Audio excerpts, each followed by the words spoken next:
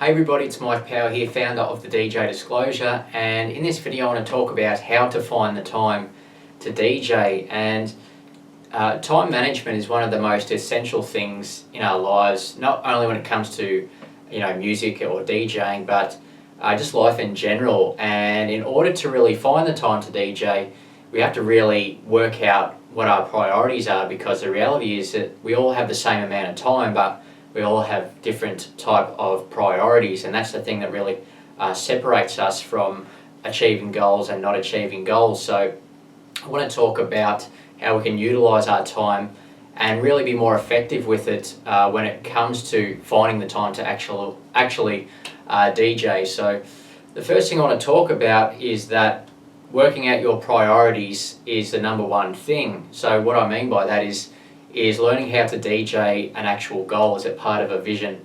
Is it part of where you want to be in a year's time from now?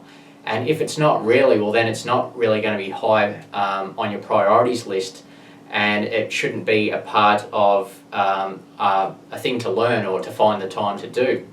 However, if it is a priority and it is a part of what you want to do and what you want to achieve, then we have to find the time in order to do that. And the next thing is to really work out how much time that you actually have during a week, and how much time is also wasted on doing things that don't really serve your priorities or your goals. So, for example, are you spending perhaps half an hour on Facebook a day that you don't need to be spending?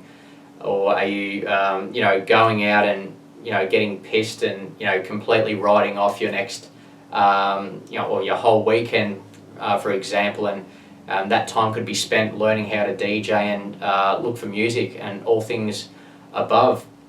The reality is that you don't really need that much time to learn how to DJ, and to learn to DJ is to really learn. I guess you could say it's better to learn by habit, because success is habitual, and it's better to practice every day for half an hour than to practice 4 hours on a Sunday once a week. Because when you're practicing every day, even if it's just half an hour, your brain has a tendency to sleep on a problem, and it tends to develop and learn quicker through habit, and therefore the behaviour becomes automatic. So therefore you're going to learn and pick up your mistakes a lot better.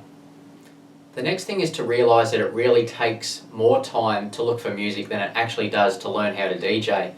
And music is the most important thing that comes first. And in order to prioritise or get our priorities right, we have to understand where to best utilise our time. So, it's far better to be an average skilled DJ or be average at mixing and have great taste and selection of music than to actually be a greatly skilled DJ and play average music, because the music is what people care about the most, and we have to really understand that.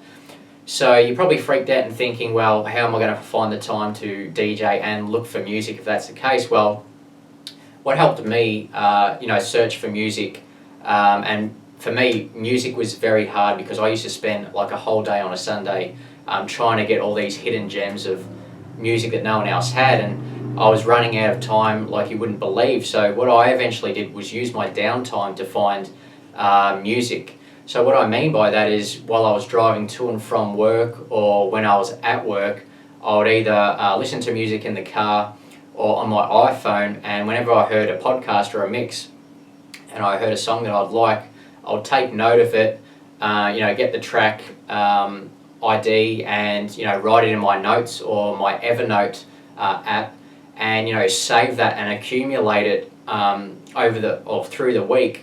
And by the end of the week, I'd have about 10 or so tracks, or 12 tracks, enough tracks to download a whole entire set. So, I wasn't actually eating into the time that I needed to learn to DJ or to practice DJing and do other things. So, therefore, instead of spending a whole day on a Sunday to look for music, I already knew what type of songs that I wanted, because I've already listed them down. So it's a good time-saving hack, that one. So the real takeaway is to, I guess you could say, get out a pen and paper and work out how much time that you actually have a week, and then break it down. If you've got half an hour a night to learn how to DJ, as long as you can do it half for an hour a night, that's all you really need to practice over time, and in the months and years, you'll become great at mixing and more confident at it. And when it comes to music,